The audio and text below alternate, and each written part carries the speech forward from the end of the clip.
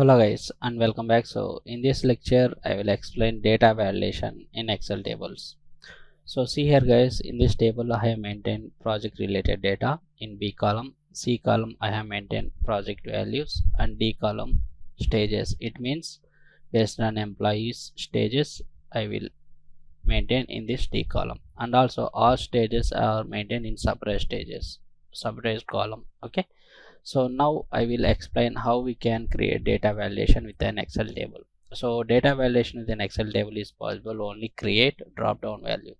Okay, so now I will show you how to create drop downs to validate inside table values. Okay, so first select this stage column data, then click on this data tab, then select this data validation, then select list.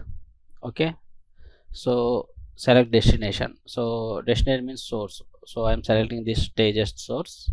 Okay, click on OK button. See, automatically each and every row this drop down gets generated based on these existing values. This drop down will display. Okay, let's suppose if you enter non-existing value, let's suppose if you are enter as a team, automatically this will throw error.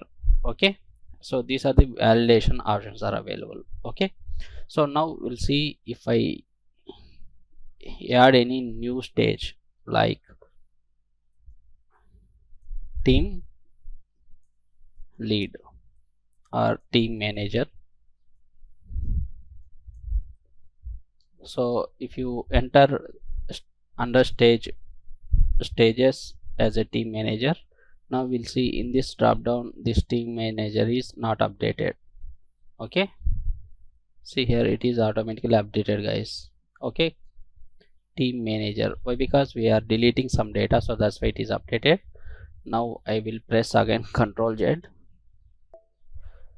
press Ctrl Z. I am adding new data to another cell. Okay, team manager. Now we'll see in this drop down, see team manager is not updated. Why? Because this data is not in table format, so that's why it is not updated automatically. So this is static in nature. So if you want to update adding new values into this data, so we can mention this data also in table format. Okay, now I will show you how to create table. Just press Ctrl T. See, automatically table gets created in this particular H column. Now if I add any data in this particular table, team manager. Okay, manager, click on enter button. Now see here, automatically whatever values are added in this table automatically updated here. Why? Because this table is dynamic in nature. Okay, so like this we can validate data in Excel tables. Okay, so that's it guys. Okay, and thank you.